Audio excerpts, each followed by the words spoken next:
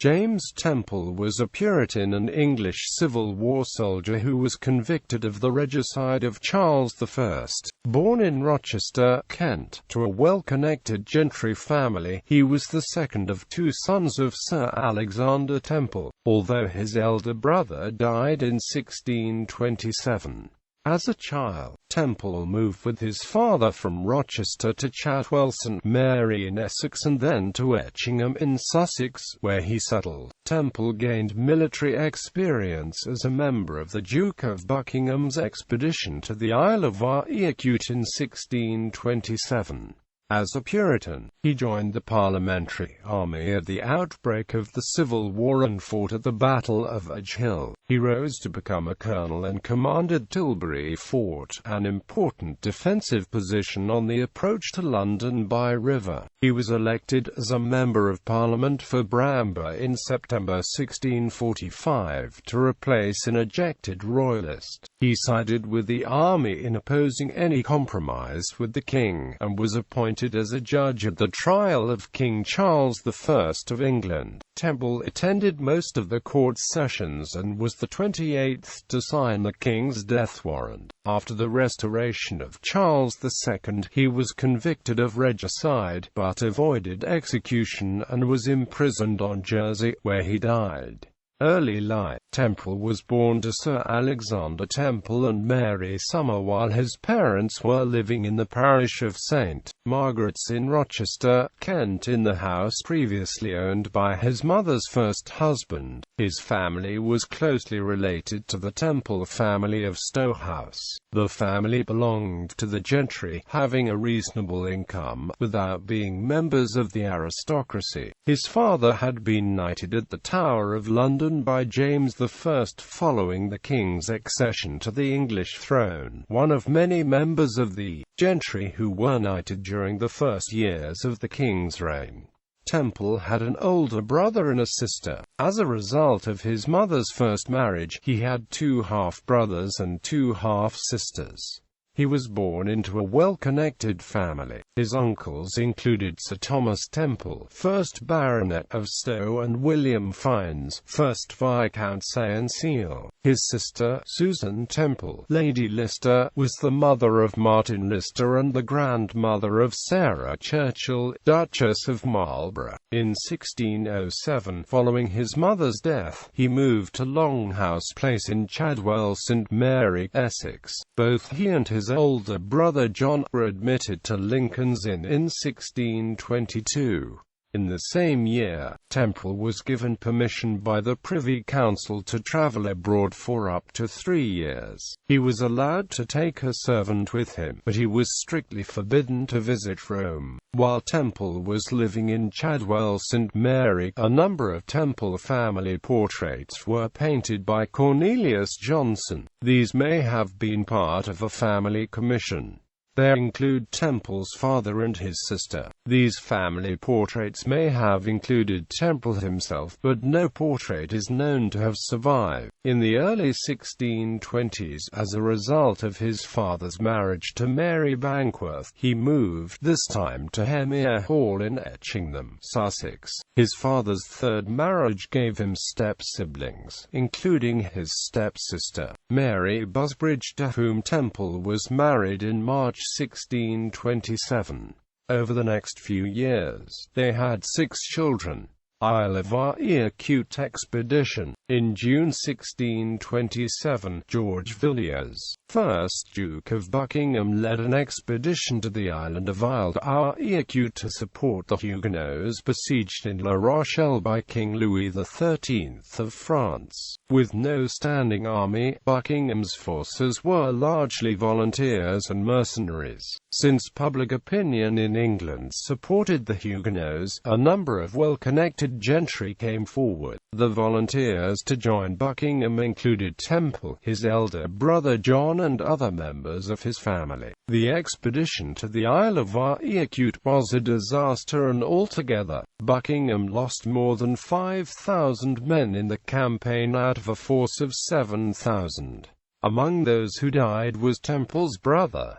Life in Sussex. When his father died in 1629, Temple was the main beneficiary of his father's estate. However, much of his father's property was held via his wife, mortgaged or being used to meet other commitments. Temple had a relatively meagre inheritance, no grand country house, no great estate, and certainly no large fortune. His financial affairs were not in good order and were discussed by other members of the family. Margaret Longville, Temple's cousin, wrote to her mother, "My cousin Carew Saunders is broke for £40,000 and is not able to pay 5 shillings in the pound, and James Temple is in too much." During Charles I's personal rule, he was part of a network of Puritan gentry in Sussex and in due course became a Sussex Justice of the Peace. Civil War. Temple, like most members of his family, was a Puritan and supported Parliament against the king. His uncle Lord Sancel was one of the king's principal opponents. Temple's military experience became useful when the First English Civil War broke out in August 1642. He was appointed captain of a troop of horse raised by Lord Sancel and commanded by Temple's cousin, John Fiennes. Temple was related to Oliver Cromwell via his kinsman Edward Whalley and was able to secure a commission for Whalley in his uncle's unit. He saw action close to the Temple family home at Stowe, where both Temple and Whalley fought at the Battle of Edge Hill in October 1642.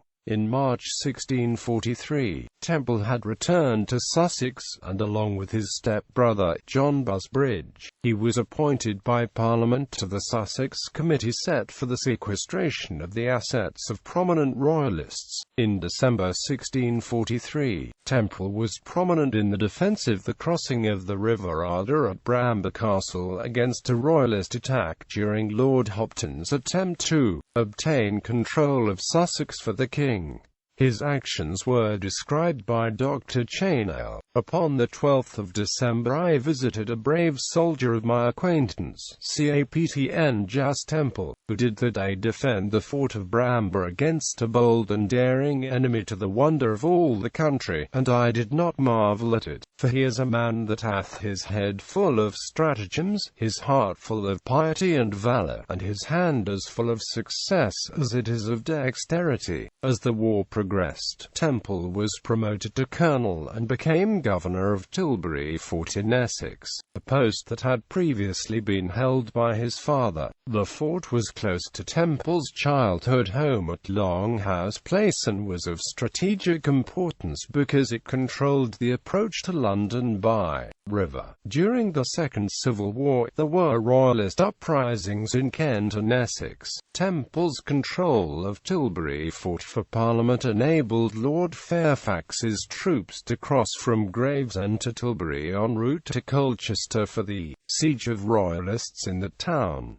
Trial of Charles I and Commonwealth. In September 1645, Temple was elected Member of Parliament for Bramber to replace Sir Thomas Bowyer, the Royalist member who had been ejected. He belonged to the political and religious group known as Independents, who were opposed to any compromise in Parliament's negotiations with the king. As a result, he was one of the MPs allowed to remain after Pride's Purge, a military coup that excluded from Parliament roughly 3/4 of the MPs, particularly those who were believed to be unsympathetic to the army. In January 1649, the army and the Independents decided to bring Charles I to trial. Temple was one of the judges named to the High Court of Justice that conducted the trial. He attended 9 sessions of the court in both the Painted Chamber and Westminster Hall. He approved the guilty verdict and signed the King's death warrant, the 28th of the 59 judges to so. During the early part of the Commonwealth period, he continued to serve on parliamentary committees. However, he attracted accusations of corruption. In September 1650, these accusations led to him giving up his post at Tilbury Fort. It was probably around this time that he married his second wife, Joanna Van Tromp. Temple attracted a number of other accusations of financial impropriety, although apparently nothing was proved. In 1648, he was ordered by the House of Commons to respond to the legal action of one Elizabeth Willan, who had attempted to serve him with 2 writs in connection with a bond for £400. He threw them on the ground and spurned them with his foot. In 1649, Temple became the guardian of the daughter of one Mrs. Eyre. He apparently inveigled her to marry his son, Alexander. As a result, Temple acquired the deeds to property in Ireland which he subsequently refused to return. A few years later, he was accused of improperly benefiting from administering the estate of a prominent Sussex Catholic, Sir John Shelley, whose heir was a minor. Following Temple's marriage, his father had invested in a farming venture by Edward Whalley, who was the brother-in-law of Temple's stepsister, Mary Peniston. Sir Alexander apparently intended this to provide an inheritance for her children. As a younger son himself, Sir Alexander wanted to ensure suitable provision for his own younger son. This investment made by Temple's father for the benefit of his children had apparently become valueless when Edward Whalley fled to Scotland in the late 1630s. However, in the 1650s, Whalley had become a prominent and successful member of the Puritan establishment, and there was a possibility of recovering some money. In the late 1650s, Temple and Whalley went to the Court of Chancery to determine what was due to Temple and his children. However, with the death of Oliver Cromwell and the subsequent restoration of Charles II, both regicides were faced with the possibility of execution, and the case appears to have been unresolved. Restoration. Temple returned to Parliament with the recall of the Rump and Long Parliaments by General Monk, but following the Restoration in 1660, he was excluded from the Indemnity and Oblivion Act because of his role in the trial and execution of Charles I.